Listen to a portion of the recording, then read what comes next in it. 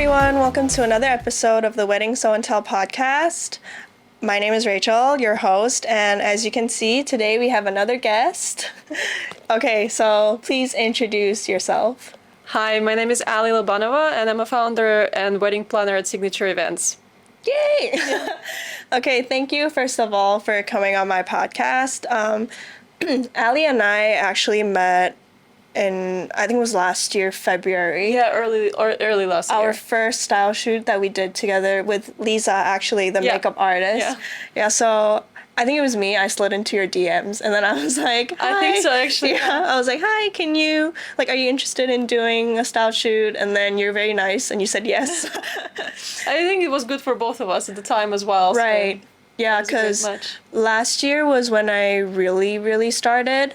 And then once we did the style shoot, we both kind of took off slowly. And then we got to work together a few more times. Yeah. The most recent one being in July, right? With April, I think. April? With oh my God. Time flies by. Yeah. It was in April. And then we did, the wedding with Q and Andrew. Yeah. And yeah, so let's have you talk more about when you started. Was it last year when I first reached out to you? Not at all. So it actually initially started out of the just a basic need of making money. It was not even in Hong Kong. It was in the UK when I lived there before, so more than 5 years ago. Mm-hmm. I just needed a job and I decided to work as a coordinator. Mm-hmm. But the longer I stayed and worked with my team, the more I fell in love with the job. And I just realized how much energy every event could give you and how much you learn every time you work with different people. And then I moved to Hong Kong, obviously struggled a bit during the COVID and officially started 2.5 years ago. Mm-hmm. And since then, Signature Events been growing, and especially I think last year after our shoot, everything started to take off, and now we're super busy and happy about it, I think so. Yeah, I'm really proud of us, honestly, because starting a new business on your own is not easy at all, because you need to handle every single thing by yourself, right? Too many hats to handle. Exactly. Okay, so before we go more in depth of your background and stuff, I think I want to give a brief intro to this episode. So what you guys can expect to get out of this episode is, obviously, since she is a wedding planner, so we're going to talk more about how to create a timeline and how to manage your budget, how to find vendors, and also managing expectations going into your wedding day. So you talked a little bit about how you got into the industry.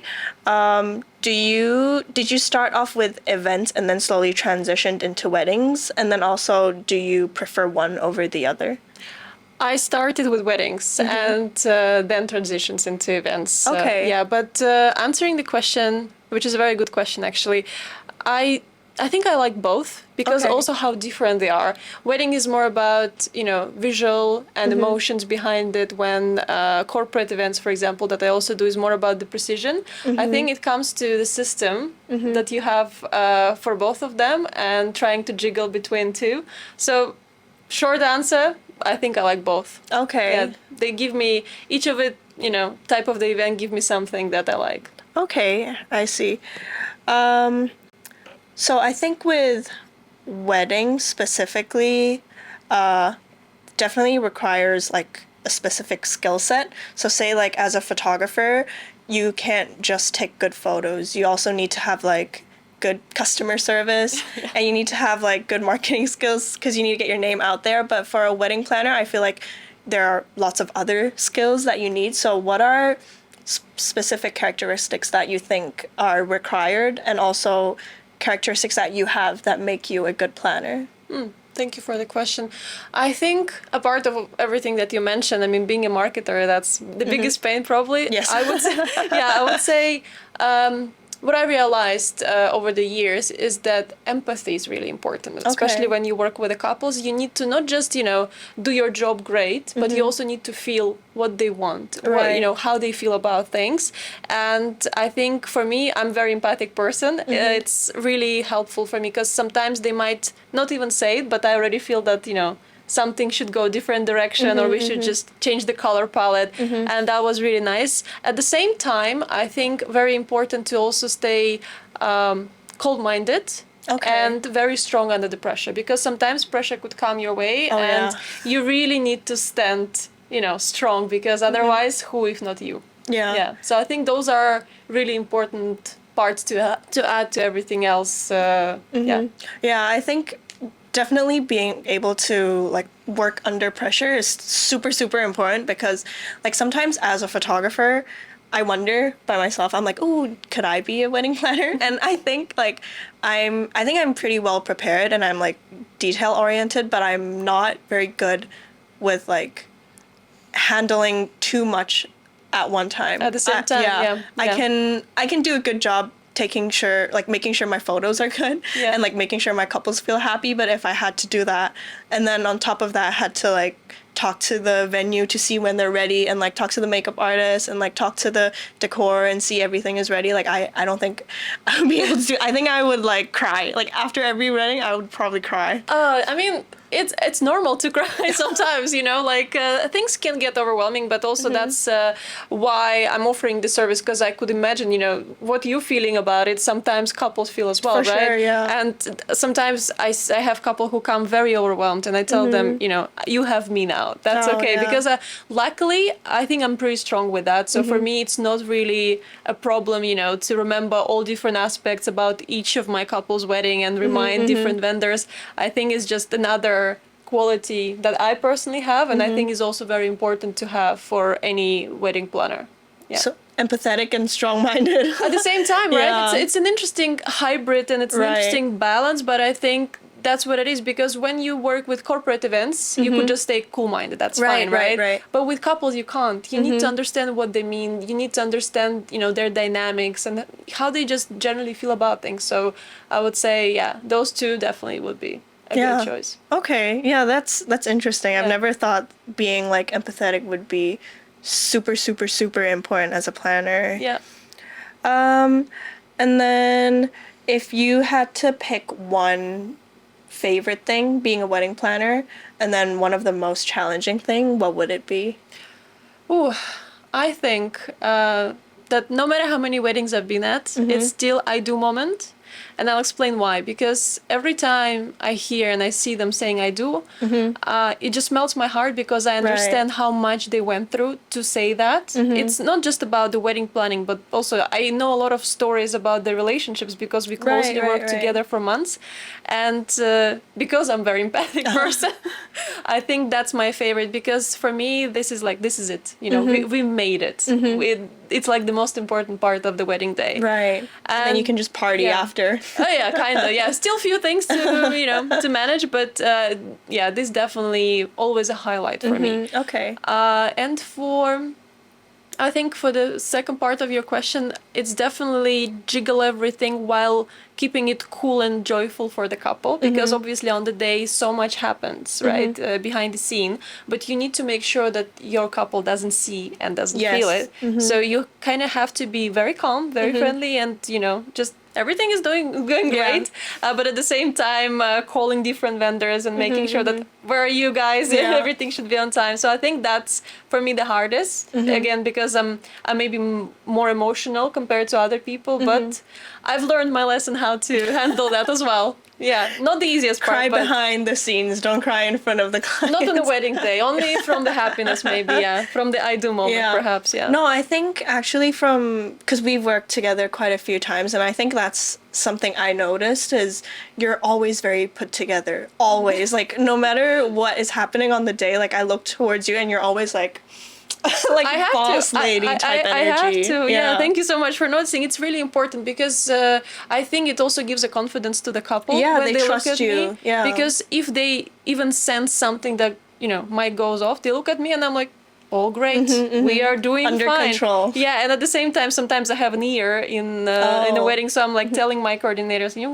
better fix it now, because I can't stay here forever. But I think that really is what's important, because couple shouldn't know about any of these moments on the day. Later on, we can discuss, how it was and everything, but most important is that they just feel everything is perfect. Yeah, because they already have like so much stress and They've had pressure. enough. Yeah. They don't need the extra stress. Yeah. Yeah, that's definitely one of the advantage of having a planner because they can stress for you. The couples, the couples wouldn't have to stress too much. True. Yeah.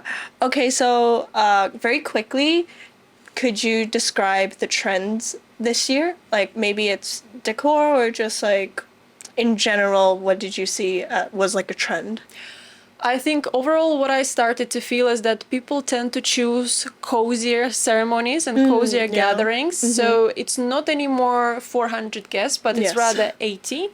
Because I feel it's not about the budget even, but it's about importance of bringing the closest friends and family together and just share this moment with them. And in terms of decor, this type of weddings also leads to more detailed favors or stationery on the table, so we really put much more effort into making it personalized for the guests, so when they leave they have something to remember about the wedding, like at the latest wedding we had with you. There was very nice cool favors my couple came up with. And in terms of decor, I think we finally just starting to hit minimalistic style, and I'm actually very excited about it because I think, of course flowers is nice, we all love flowers, and if it's well made it's great, but from what I see is couples to choose more calm palettes and color palettes, and they would also like to rather play with textures than the flowers arrangements. So let's see how it's gonna go for the next year. I think the trend will remain the same and maybe move towards that as well a bit more, but I'm definitely happy of how it goes now with the trends. Okay, interesting. So before we go into details of like what the audience will probably be most interested in, I just wanted to play a quick game to get to know you a little bit more and also your preferences and the way you work.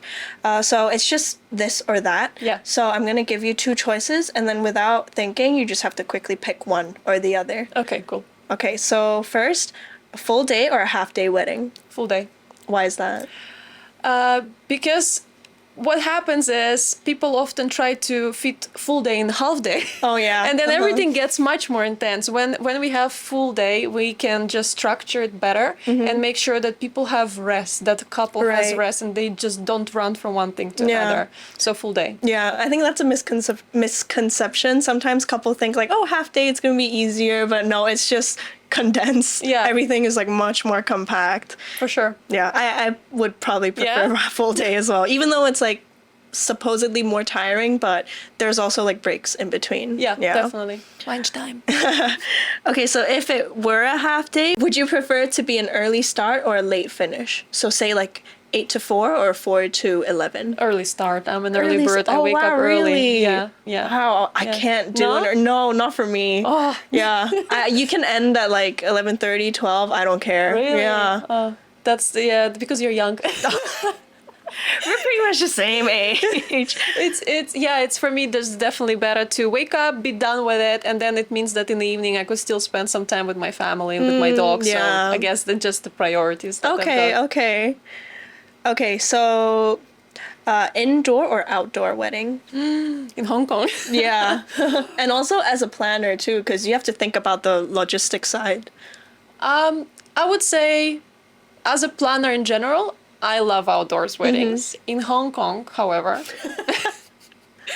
I think it's, if everything goes as planned, it could be amazing, honestly. Yeah. But the problem is often doesn't.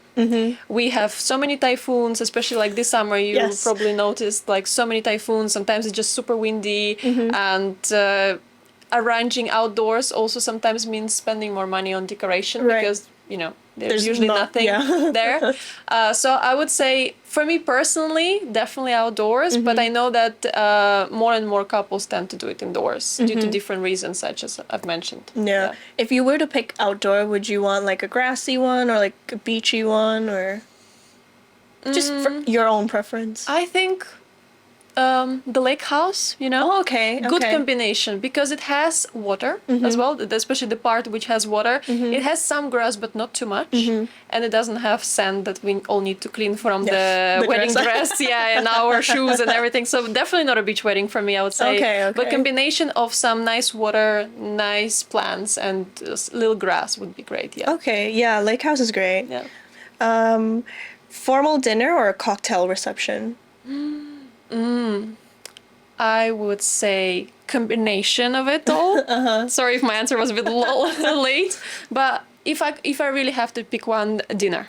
Okay. Dinner, because during the dinner we have a better chance to have nicer, deeper speeches from the family, and I love listening speeches. You learn so much through that, and it's very personal, and you feel yourself as a part of a bigger story. It's really nice. Right. Okay, okay. Yeah, I think for me personally, I like photo-wise, I Yeah. think cocktail receptions, it's a little bit more brief. Like you get to chat and stuff, but then yeah, as you said, like the real emotions usually come out when it's like speeches and then they get to like talk more. Maybe sometimes they're talking and they just like start tearing up for no reason. Yeah, always. I mean, Yeah. Vintage or modern decor? vintage. Wow, I okay. love vintage, and that's what I also say when people start paying more attention to textures, laces, something, some like even the colors could be more vintagey. That's nice. Okay, Yeah. okay.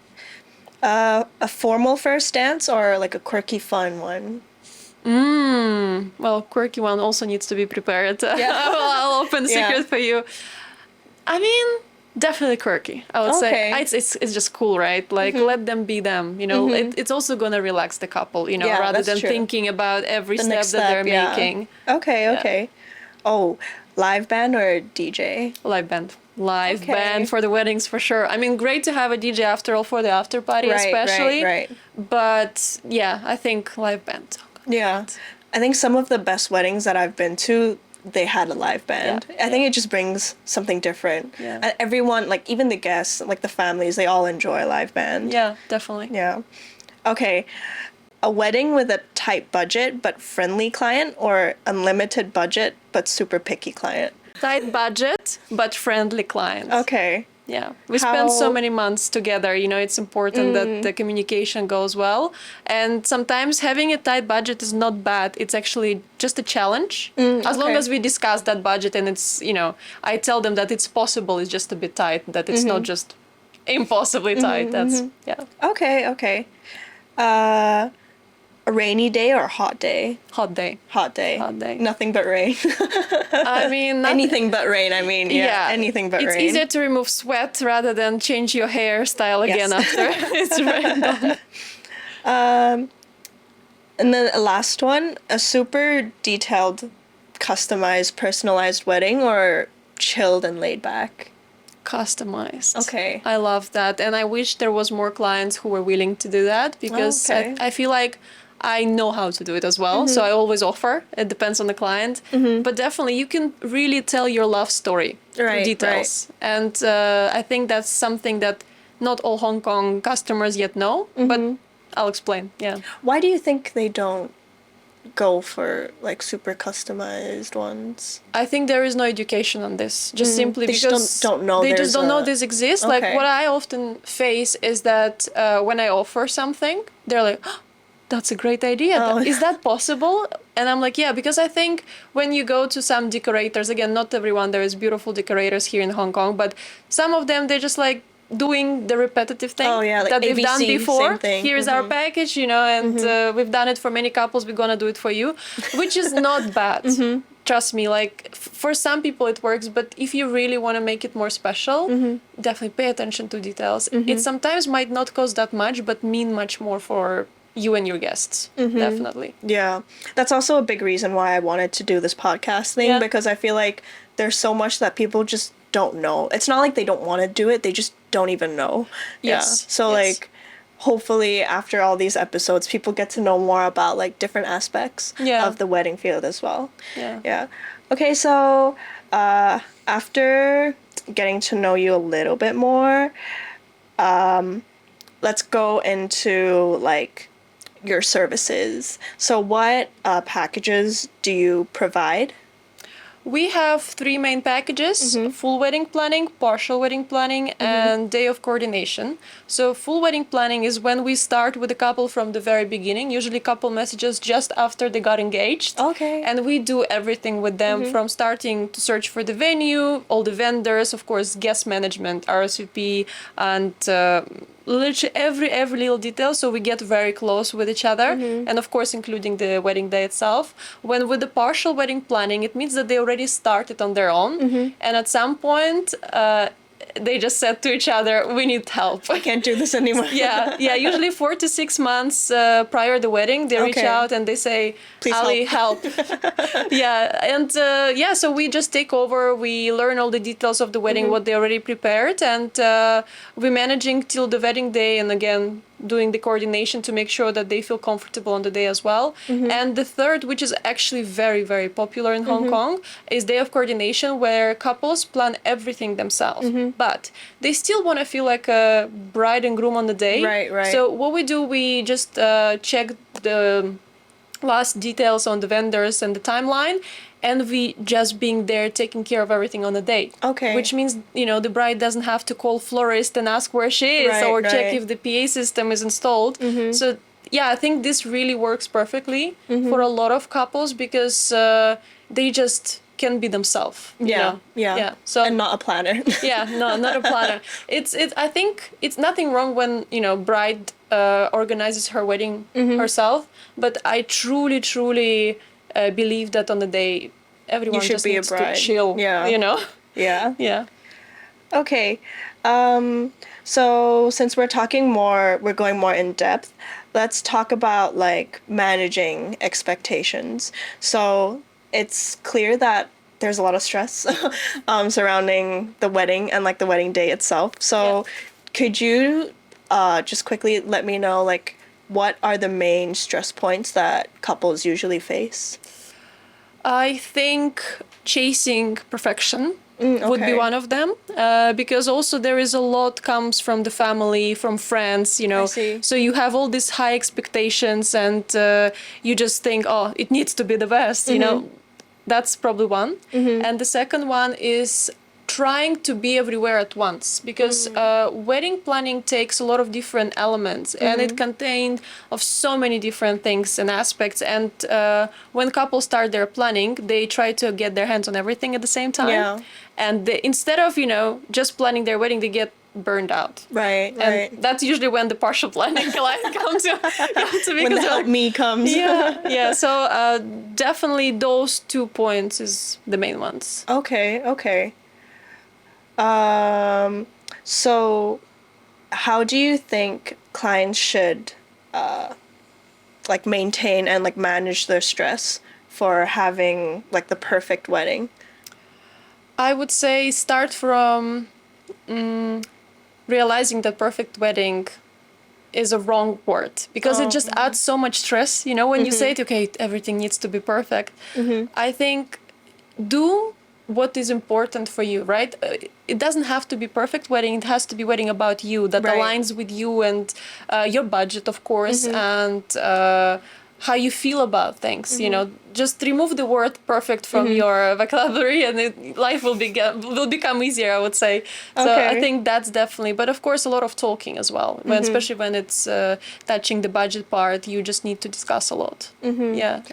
So how do you help them like set realistic expectations, or like if a couple didn't have a planner, how should they set realistic expectations? So from my side, what I usually do is I have very honest and very open conversation with them at the very beginning, where we go through their expectations, their budget, and because I know market really well, I will be able to tell them quickly if that's realistic. Because I don't want my couples to, be lied to and say, oh yeah, we can do it, and then we can't, right? So I better be that person who tell them from the beginning, rather than they have this expectation drop. If they're on their own, I would say definitely sit down and properly talk about what's important for you on that day.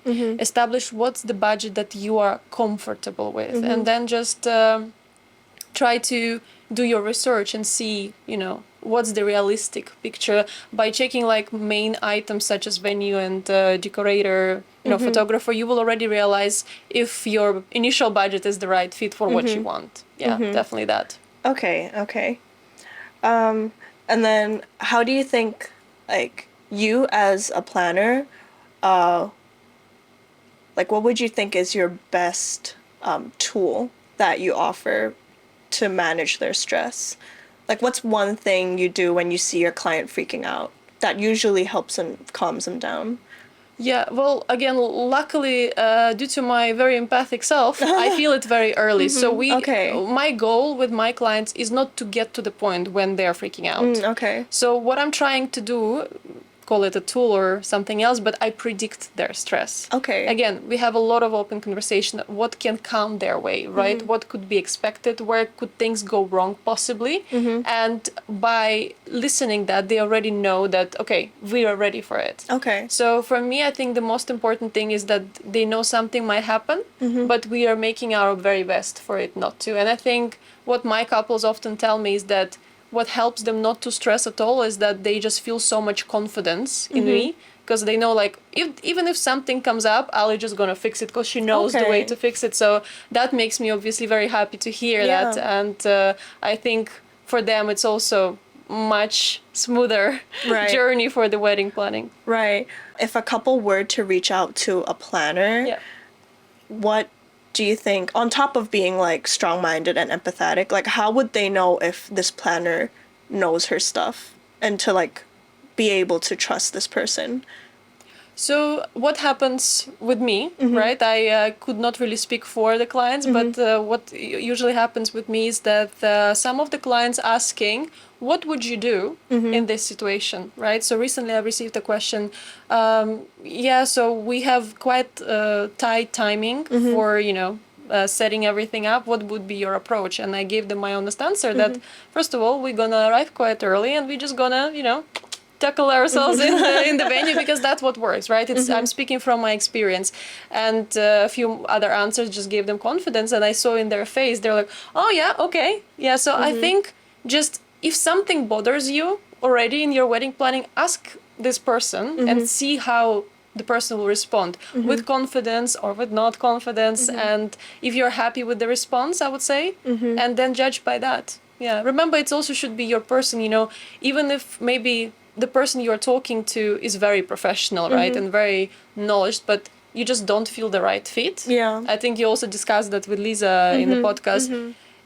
Maybe it's not your right vendor. It's not all about the knowledge and the package. It's a personal. Yeah. Right. Especially if you're spending like months and months with them, like super long. You really have to like your planner. Yeah. If you don't like your planner, that's like 8 months of your life with them. 8, sometimes more. Like I think we have a client together soon in November. Oh yeah. And with those, we started last summer. Right. And it's gonna be in November. So a year and a half. We are really super close. We know each other's parents' names and things. So yeah, like that's just how it is. Yeah. So super important. Yeah, definitely. You have to like the person. Yeah. Okay, so the next point is going to be budget. This is definitely one of the biggest issues that I hear clients. It's about budget, like how to manage it, where to know where my money goes, or like how much each thing should be. So what would your advice be for creating your budget and expectation, like the very first step? Discussion at first. Definitely you should have some number. Okay. Right? It might be wrong number at first, but you need to, again, discuss with your partner and see how much money you comfortably, without loans, please. Sometimes, happens. Just how much comfortably you would like to spend. And then you look at the main items. Venue takes often majority of your budget, also decor. So if you already have a picture of what you would like it to look like, what you would like your venue to be, how many people you would like to attend, you will be able to see roughly how much money the major vendors will take, and that will give you an understanding whether it's too tight or it's pretty good. We could always add more and extra vendor. I think that's probably gonna be the best advice to start with. Okay. And then when you already realized and confirmed the budget, you could always see how much allocation each section would be. Because what I do with my couples, we have budget consultation where we discuss their budget, their vision. I tell them, okay, I think this is possible or this is impossible, but I also give them advices. We could spend a bit more here because it's really worth it, like photographer, right? Because you always have pictures forever from that day. So never save money on the photographer, right? Invest. But let's say, can we make flowers 70% real, 30% artificial also? So I also give those little advices, and if you're planning without the planner, I think this is something to think about as well. Definitely. Right. So how, because I've seen some clients where they thought this budget would be enough, but then turns out it's like not enough. So how much flexibility do you think people should have, or like how much more they should be willing to spend when you're like really maxing out, or do you think they should like really stick to it? I would say from the very beginning, just do some buffer budget, which is usually 10 to 15%, just to be safe. But again, when I work with my couples, I'm trying to stay within the initial budget. Okay. And closer we get to the point where we confirmed majority of the vendors, we can always discuss whether they would like to grab those 15% and add to the budget to, I don't know, make better things and add a few more vendors, or just their savings at the end of the day. Because I think definitely there should be something just in case, hidden cost, or you didn't expect this vendor to be part of your wedding, but now you have it, right? But yeah, definitely try to keep it as close as possible to initial. Otherwise, 15 becomes 30, and then, Speaking of hidden costs, what do you think is the most common hidden cost, or like overlooked cost that clients don't usually recognize at the beginning? Oh, yeah, there is definitely few, and I would say there is probably the setup fees. Okay. Sometimes the delivery fees. Oh, With the venues, it's corkage fees in case you want to bring your own bottle. Sometimes earlier start, especially with the makeup artist. If you need her to start at 6 a.m., that might be some cost, and also the late finish. Overtime. But for me, I just don't like surprises, So what I usually do, we make sure that before contract signed and the money transferred, we go through everything and trying to predict all these things. But yeah, look after those, definitely. Yeah. And this is a question that I've always had. Like I've always known people would say like, oh, getting a planner would actually help you save money. Is that true? It is true. It's true because a planner will help you to save money in the long run. How is that? We know market better. So imagine if you're planning your own wedding, you're planning it first time in your life. So meaning you don't really know anything. And sometimes you could get a vendor that costs more than it should, right? For example. And for me, because I have a very vast network of vendors and I know a lot of people, I definitely do the right match, within the budget, but that fits the vision. And also, from all the vendors, planner is the only advocate for the couple who is making sure that actually on the day, this flower bush is there and not there. And honestly, it comes in a lot of ways because, of course, we need to keep relationships with vendors, and, I respect all the vendors I work with, but I also know that there is no one else to stand for them unless it's a planner, right? And of course, on the wedding day itself, you just get an amazing possibility to enjoy your day instead of stressing, what we've been talking already about with you earlier, instead of just calling vendors and just, don't be yourself, because you are not yourself, you're a planner. Be a bride. Yeah, that's definitely how it helps. And sometimes, we may be being able to get a better deals as well. It depends. It's really individual for every couple, but I think it definitely saves the money in the long run. Yeah. Because you just direct them correct path. Right. Because a few weeks ago, I put up a poll and asking my couples like what is stressing them out throughout this whole like wedding planning process. And I feel like a lot of clients, the main reason they're having these stress is because they don't have a planner. Like they yeah, like they are struggling with budget managing, so a planner can help you with that. And they struggle with like wanting a perfect wedding, and a planner can help you with that. They struggle with like communicating with vendors and like making sure everything is on task. Like a planner can help you with that. And I feel like I don't know why. I feel like planners in Hong Kong, like especially the wedding industry, is not as like prominent. It's not as prominent as it should be, I feel like, because it takes away so much stress, like for real. Yeah, but I think maybe part of the reason is because they don't know how helpful you guys can be. Of course, you never know until you go through, and then the wedding is done, and you're like, oh, I should have have a planner, but then it's too late, right? Yeah. So I think also for most of my couples, personally, they're professionals, busy professionals who work every day in a corporate, and by taking the wedding planning on their shoulders, they're getting extra job. They're not getting paid for that though, and I think that's what also makes it really valuable to hire a planner, because sometimes I'll tell you honestly, I had cases, it's not always the case, but I had cases when the amount of my fees been fully saved just because we negotiated correct way, because we matched with the right vendor. So sometimes, you know, it's for free. If you think about it, you know, it's like girl math, maybe. I'm not sure how to call it, but So it's definitely worth it. And that's what I always say. Again, of course, I'm the planner myself. I should sell myself. But if you could not afford having a full wedding planner, different situations, at least try to have a coordinator on the day. Right. It's not just gonna help you, your guests, but I think, and you tell me, for vendors, it's also very important when there is a person they can communicate with, right? Who is responsible for all of it. Yeah. I think it's much easier for you to go and speak with coordinator rather than bother a bride. Yeah. Because there are situations where maybe it's not the best thing that came up, and I'm like, oh, maybe I should talk to someone, but I shouldn't let the couple know. And then sometimes couples, they do like pass on this role to their bridesmaids and groomsmen. Yep. Sure, they help, but they're also not a professional at all. And this might be their first wedding they're attending. So what if I'm like, oh, when is my meal gonna arrive? And they're like, oh, you're eating? Do you need food? Oh shoot. Let me ask the kitchen.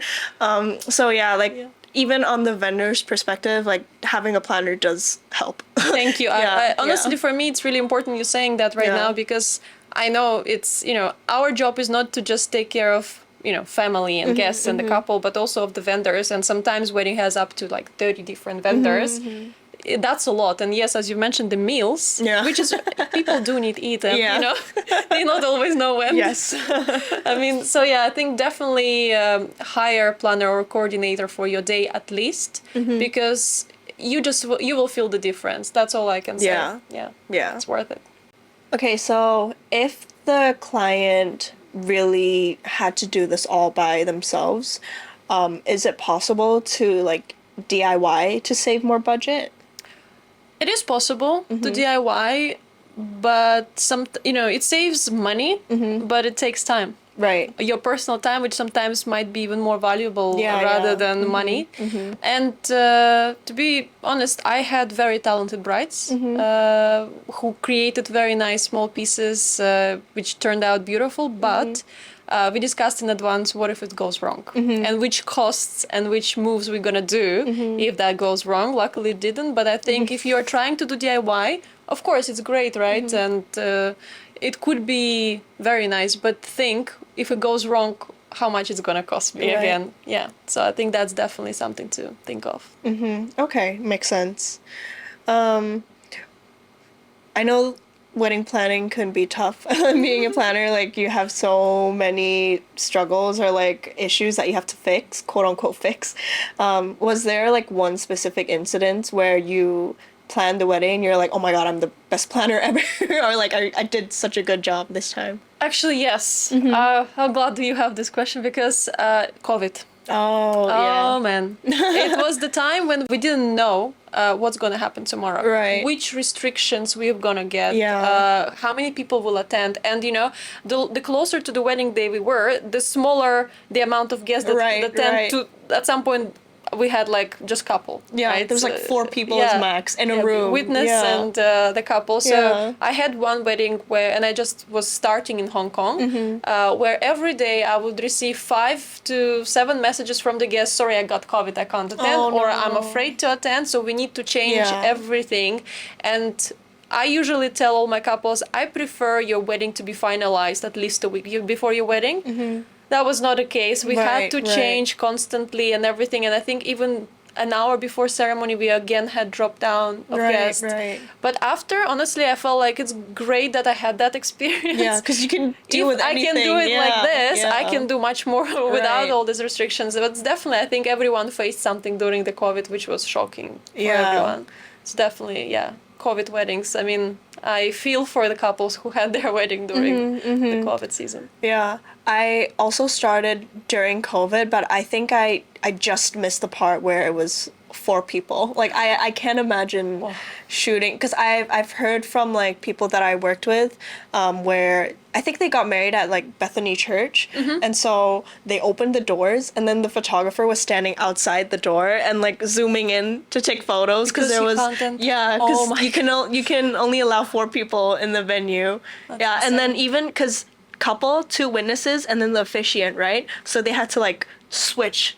So like the witness had to go in one by one, and then the photographer was shooting outside. Yeah, I That's think insane. that was pretty crazy. Like I'm kind of glad that I didn't have to go through that, because even then, like post the most important or like the most serious stage, I was still struggling a little bit. Like it was just a weird time, I think, to enter the industry, because right now, like people can focus on like celebration and like love, but I think back then it was more just like if I don't do it now, like who knows what will What's gonna happen. Yeah, next. yeah. And so even that it wasn't best time, we still decided to just start right then. Yeah. During the COVID. But actually now you're talking about it, I remember how we had laptops on the chairs, and there was Zoom, yeah. Zooms. There was like Yeah, I had grandmothers that and too, all yeah. this. Oh my, it was surreal. It was Yeah, insane. yeah, Being yeah. very honest, because this is, and at some point I remember catching myself thinking, is that our new reality? Yeah. It was sad. Yeah, must because say. we didn't know like if it could have really stayed that way, but like I'm so glad it's not. I remember like my first, I think it was like my second or third wedding, and it was a tea ceremony. It was my first Zoom tea ceremony. Wow. Yeah, because grandparents couldn't fly in, so they opened, like, thank God the TV was big. So, but I remember like taking photos of the TV, and like it was like, it's funny to talk about it now, but like back then, honestly, it was funny, sad. right? Yeah, it was pretty sad. Yeah. Oh man, yeah. But thank God it's Thank over. God. No more We're COVID, happy now. please. Yeah. Stay safe. Yeah. Okay, so enough about budget. Let's talk about finding venues and vendors, which is also super important. So, most importantly, how do you find your vendors? I know you say you've been in the market for a long time, but like how did you initially start and like pick out which vendors you think would be good to work with? Deep research, and I think that actually my advice could also help couples who is just doing the research on their own, because what I did is I found first everyone. So I've created a list of everyone I've been able to find, let's say decor, right? And then I started to check their accounts, the Instagram One by one, account, right? Yeah. So that already gave me an understanding of what they're capable of, and then it was just a long work, but I had to speak with every of them. So I've learned what's their, vision of how to do things, what's their budget roughly, what they're looking at, for when they're working with clients, and what's their style. It was a lot of networking as well. So Right. I attended different fairs, obviously met vendors there. So that's how you also make connection through Instagram, just Right. talking. Yeah. Yeah, so definitely for the couples, I would say start with Instagram. I think it's a good platform, but don't just stay on Instagram Right. portfolio. I think you mentioned in one of your podcasts that you need to check portfolio. Yeah, Was it you? yeah. I think that's Their really full gallery as well. Full Yeah. gallery, yeah, especially if it's a photographer, so you could see the fuller picture. Right. And also like consistency. Right, You know, right, because of right. course we all put the best pictures on Instagram Exactly. and we want it to look beautiful, but that, yeah, definitely start from that. And I think you could always move further by, you know, Yeah. making your list a bit smaller. Right. I think honestly finding vendors is like so tiring because even myself, like sometimes I need to work with a new videographer and I'm like scrolling and oh my god, even just finding one single vendor can take me like more than a week to find like one person that I think is like might work out with me. Like maybe their budget is like within my budget and then like their personality is okay and I like their work. So like honestly having a planner can save you so much time. Even just like picking the vendors, this part can already save you so much time. Definitely, because sometimes when I see the pictures from my clients, like say decor, right? Right. And I see this piece that they want, I don't have to even go through my vendors. I know who to recommend. Exactly. And I remember actually, so the couple we will be having with you in November, they just sent me their mood board of the photography, and I was like, Rachel saw. Oh. That's I just saw it in there, and I think that's also a good value in planner because even though I have this, thousands probably, there's so many vendors in Hong Kong, right? But I know who to connect you with, and I always give, of course, few options. But it's much easier to shortlist like this. Right. Yeah. And then for when you're looking through vendors, what do you think is your biggest like turn off or like red flag? Because this is also important for like clients when they're looking for their own vendors or their own venues maybe. Oh, your biggest turn on top of like what's that word? Excluding just being rude, like excluding just a rude person in general. Of course, like, don't go further. Yeah. I think it's all about a balance, but I think if your vendor doesn't reply you for a week, that's not a great vendor, because I understand we are all very busy. Right. Sometimes myself, I cannot immediately answer, my clients as well. But even in my contract, it says within 24 hours, I would definitely reply to you. And when I have, let's say, a flower vendor who doesn't reply me for a week, and I'm just sitting there waiting for some sort of, I'm as a wedding planner, but I'm annoying. I can call you as well. You know? I can remind you about my existence. But I believe for the couples in the working with this vendor, and they can change anything, they pay the deposit. Yeah. I think that might create a big problem. So look after their replies at the beginning. And I think, I don't know if that would make sense, but feel the service through how they speak to you. Because, if they just give you yes, no replies. Right. We are selling services. And we're not just like, acquaintance to acquaintance talking. So for me, I have a certain voice and style when I speak with my clients, because I think it's important they feel that, they're not just talking to a random person, but Ali who respects them, and I'm trying to show that through my messages as well. So definitely look at that there is no kind of friend to friend like conversation, in a bad way. And definitely, see if their contract is great. Make sure that, there is no like pay 100% in advance kind of thing, I would say. And also, if they do have a contract, just go through it and see what bothers you in it. Yeah. That's normal. Yeah. Okay.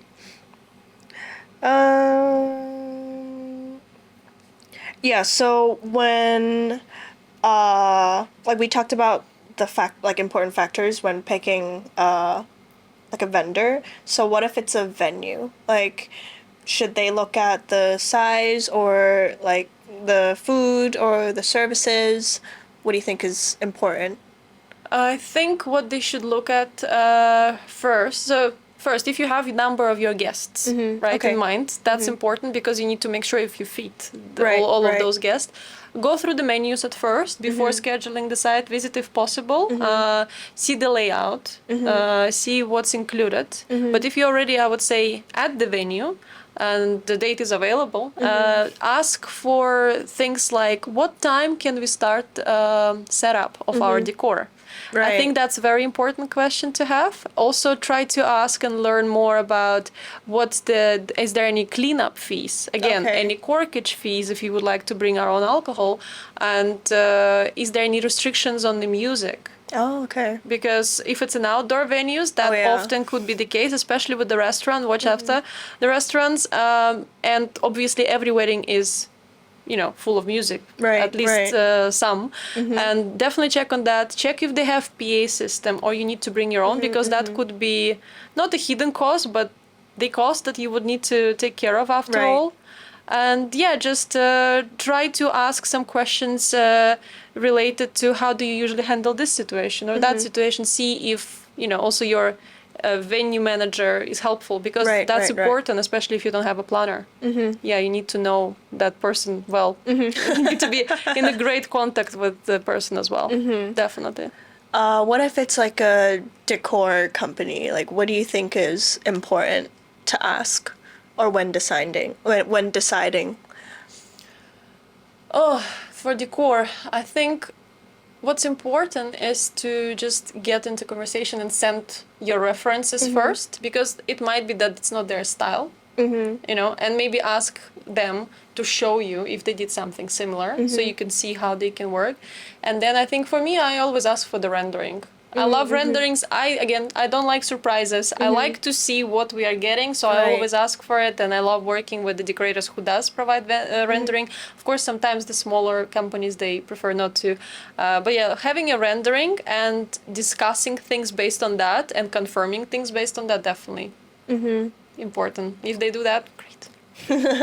Do you have any recent like favorite unconventional venues, or like your own personal favorite venues that you've worked with, or maybe you look forward to working with? I mean, I worked with a lot of hotels, obviously, like Rosewood, like Peninsula, and Four Seasons and more. Those are nice. Those are great venues, not just by the look of it, but the service that they provide, which is very important. For more unconventional, I would say I definitely think doing something on the rooftops. Oh, okay. Doing something in the villas, right? At the villas, and doing sometimes at some very weird, restaurants you would never expect doing it.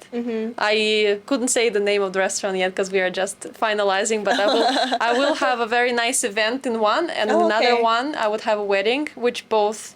Wow, it's for first restaurant will be first event ever for them, so we're happy we got it. And for the wedding, it's just not typical. Okay. I'll tell you in person. But I think I recently looked at the Henderson Land as well. Oh, beautiful. I think did? I booked one who is gonna have a wedding You're there. gonna love it. It's so beautiful. The amount of light there is just, I think, definitely a lot of potential. So I'm really looking forward to work with that venue.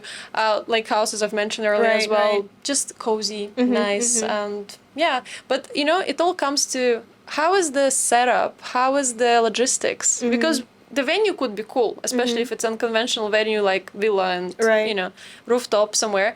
But can we actually make it happen there? That's another question. Yeah. So don't just think visual. Think also, what's behind it? What's the work should be done to make it happen? Yeah. Because if you do have a rooftop one, then what are you gonna do with catering and like music? You need to maybe get someone to do like audio, and then maybe lights, because you need lights. So there's a lot of stuff that maybe some people don't even realize until they're like maybe 2 months before, and then they need to finalize everything. Yeah, definitely. No, I think definitely think about that. I understand everyone wants to think visual. Oh, how pretty, how nice. But I think what's important is also, can we actually make it realistically happen? And will it add extra cost to our wedding? Because I had a client recently who asked me if we can do it somewhere in Tycoon, but not in a restaurant, but like at the space. Oh, like the like somewhere, Oh, wow, okay. And I love the idea, but when you start thinking catering, bringing the PA system, getting all the allowed to do so, signs from the management there, they were like, oh, maybe not. So think twice. Yeah, I think having a planner will keep you grounded as well. Keep you realistic and grounded. Okay, so about timeline. This is also very, very important, and some couples also struggle a lot with timeline. So how far in advance should couples start creating their own timeline? I would say if you've never ever created any timelines or not good with timing, try 3 months prior. Okay. Just start. Set the most big things about the wedding day, Right. like what time your dinner starts, what time your ceremony starts. And just leave it for some time. Because all the details usually being finalized 2 months or Right, 1.5 months prior. So I personally start 1.5 months prior because I just know what to do. I just need to get information from vendors around that time. And when you sit down 2 months prior again, try not to finalize everything in one go. Maybe separate it in different section. Let's say if your day starts with tea ceremony, try only work on tea ceremony today, and tomorrow only on the ceremony, and then you could always connect them between each other. But if you're gonna try to start from 8 a.m. till 11 p.m., you're gonna get very burned out with that, and you will hate that.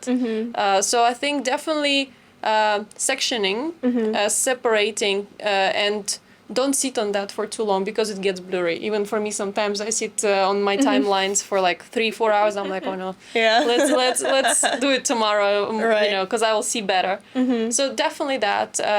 Just start from the, very clear items on the timeline that you already know, guest arrival, and then build towards more finer details.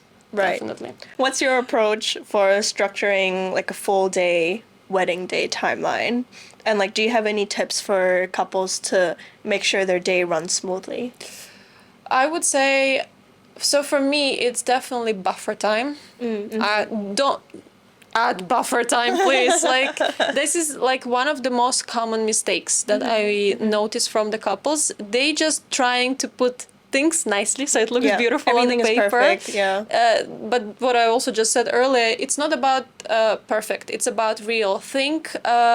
Don't forget that real people doing real job on the day, photographers, and also speeches might run longer. So adding a buffer time, I believe, can really save your life. Because if let's imagine you didn't, right? And then one thing runs over, your whole timeline just falls and it's chaos, and that's happening already on the day and you can't fix it, right? So better, good for you if you didn't need that buffer time, right? Then amazing. But if you don't have it in the first place, that's definitely not a good thing.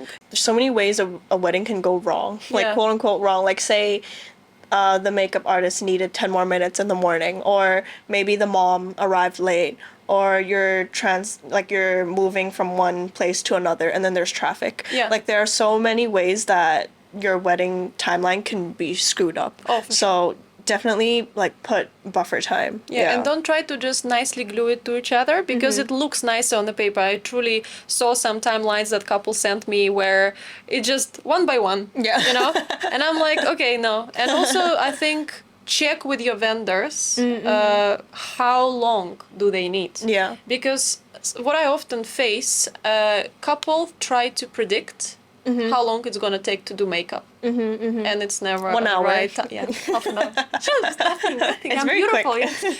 But just speak with your vendors, and that's what I do even myself. Like I message you. I remember asking, how long do you think this will take? How long do you think? Because nobody does know better them.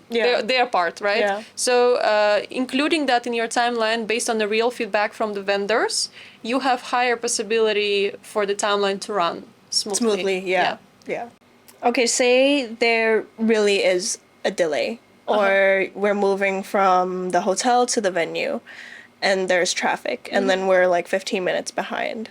What would you do to help chase back the time?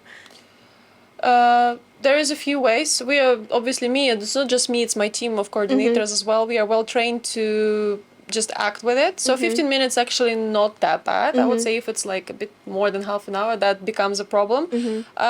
We never cut on important things, and that's why we always discuss with the couple what's the important things. Let's say group photos, speeches, and I don't know, cake cutting, right? So we can't cut on those, but if we have MC, we always work together with MC to see if maybe his parts could be a bit shorter. So we're trying to achieve that. And also we are making sure that there is no at least extra delays on food serving if it's dinner reception and all these kind of things.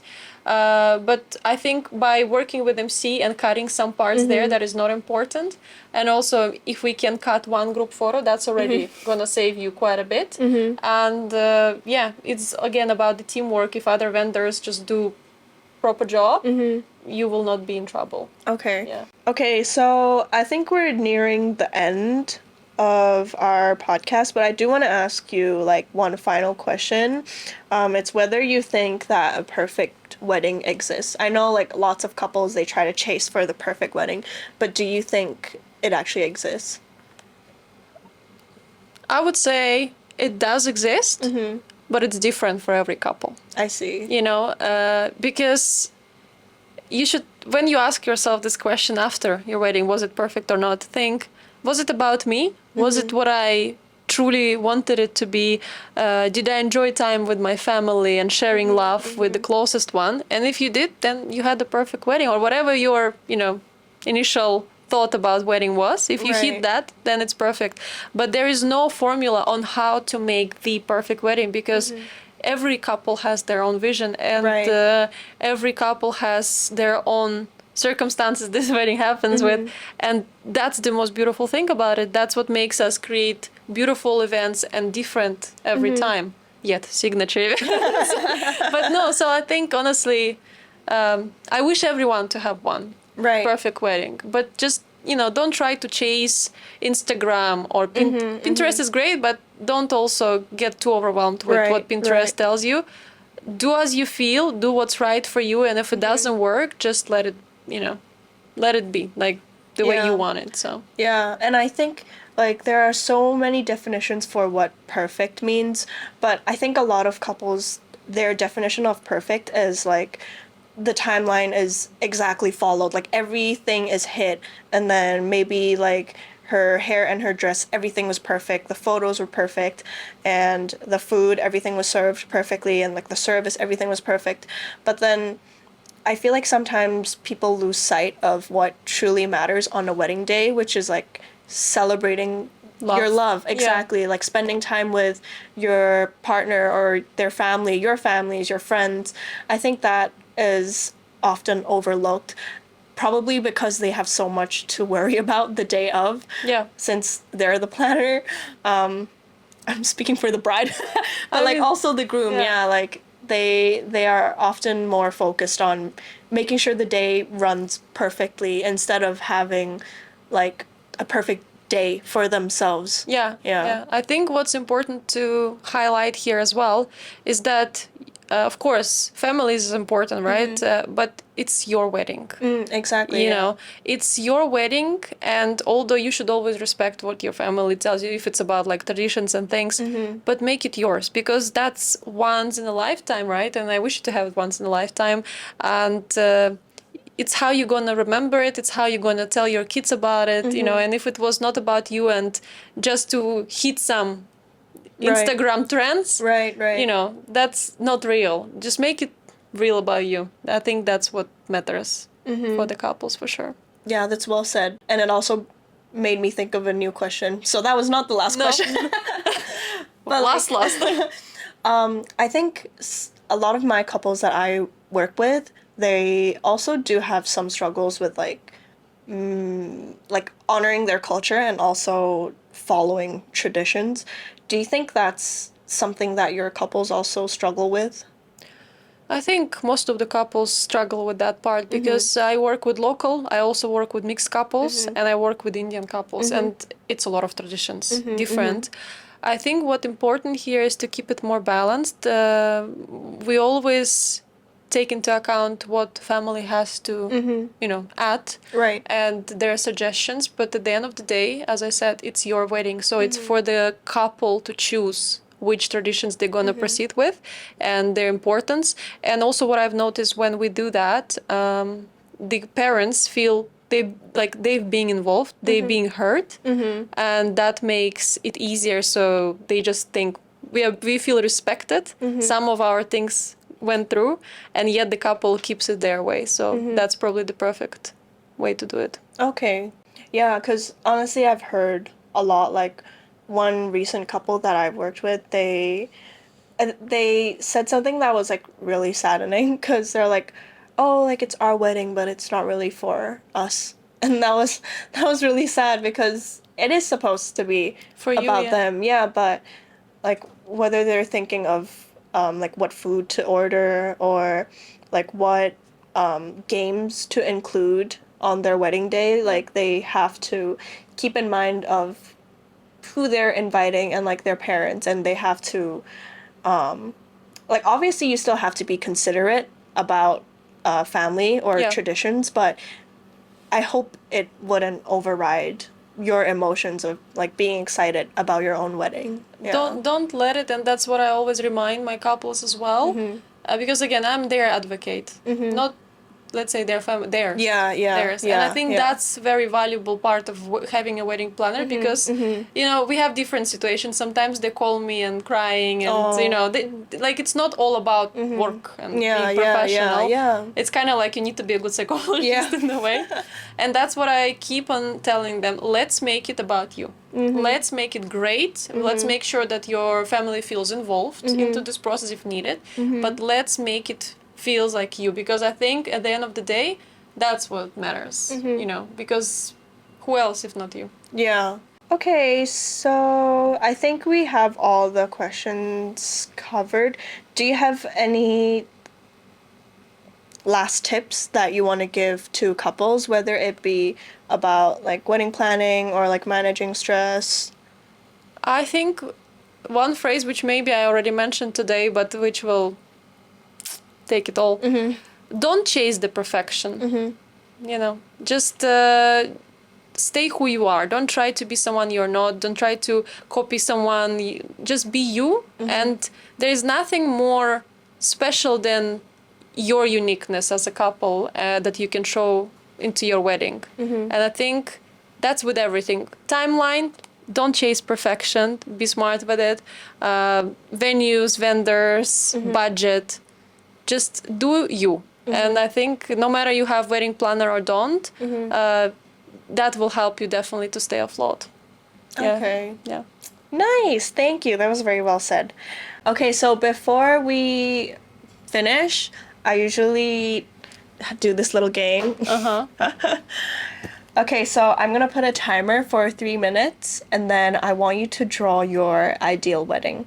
It can be either your own wedding or a wedding that you would like to work for. Or like plan. Yeah. You found the worst drawer person. You're fine. Okay. 3, 2, 1.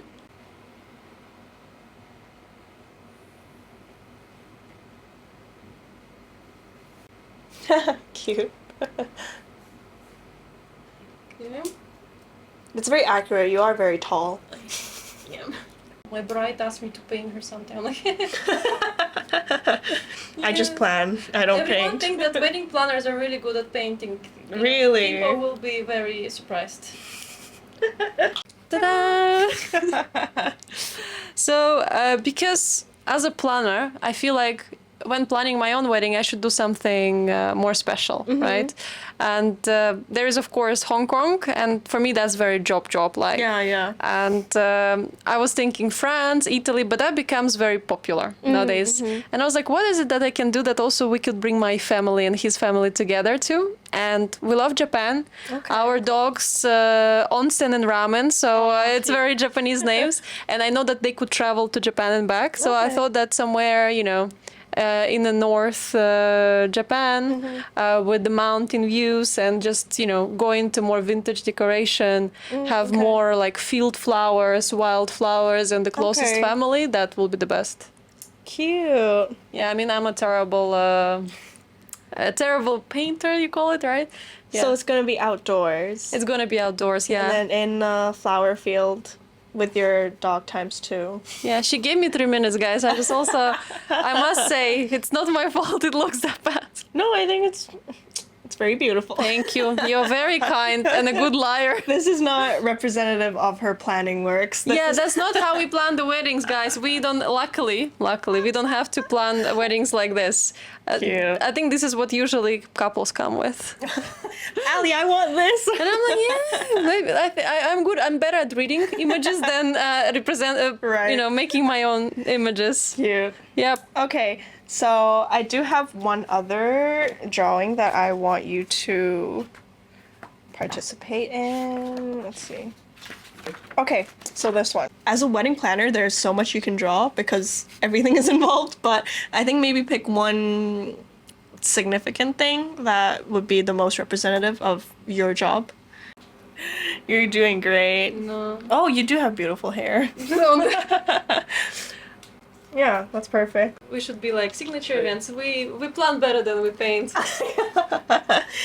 Yeah, honestly, this is you though. Like you're just like you're on the side, but like when you look, you're always looking at the. See, I never put myself in the central of the picture because it's all about them. Right. But how I honestly perceive it is that I'm always there, right? I don't have to be visible for anyone, but as long as I'm there and I can overlook everything with my big timeline, and I don't know if you've seen our printed timeline, sometimes like page. So I think that really, makes sense actually to what wedding planner does to you. And it's with a little smile because I'm always happy to see everything that's going on. Nobody gave me lychee, nobody gave me a steak. I mean, no time to eat. We'll add a chair here. We'll add a chair. Photographers plus I can sit on the floor as long as there is a lychee on the table. That's what matters. Okay, cute. Okay. So thank you everyone for listening up to this point. We're coming to the very end of our podcast, but before you guys go, Ali was actually very generous and she offered to give our listeners and our viewers a giveaway. So if you guys follow Signature Events, follow me, follow the podcast, and also make sure to repost either this podcast YouTube link or this reel on your stories, then Ali will. I will give you a choice of two options. One, you can have me creating your wedding timeline and don't stress about the time. Or you could choose to have 50% discount of our popular service, Day of Coordination. And then it means we can take care of the whole day for you. So yeah, message in the comment what you prefer and we will be letting you know who won soon. Yeah, make sure to type in the comments what you want. Okay, so yeah, this was very fun, and I also got to learn a lot more from you. Yeah, honestly, being a photographer and being a planner is very different. Like sometimes. Do you want to be planner now that you mentioned? I mean, like honestly, sometimes it overlaps because I have couples who don't have planners, and they come to me and they're like, "Oh, do you have recommendations for like vendors or like venues and like what should I do with the timeline, blah blah blah." But like obviously, I don't have anywhere close of a skill set that you have. So yeah, I'm glad you were happy to share your knowledge on this podcast. Hopefully that will help as well because again, the goal I think of today's podcast was always to make sure that even if you choose not to have a planner, maybe there is a few tips that I gave that will help you as well to be on your own. And if you feel like you need one, you still get two choices. If not the one from way back, you still get the halfway and also the day of coordination. Yes. So we have everything to help you. That's I think what's the most important. Yeah. Oh, let's take a photo before we like completely finish. You place them there? Yeah. No, behind you right here. Yeah. Okay. 3, 2. Okay. So, hope you guys enjoyed this episode, and thank you again for coming on. Thank you. I'm probably going to have a few more guests, so please look forward to those episodes as well. Thank you for watching or listening. Bye! Bye-bye.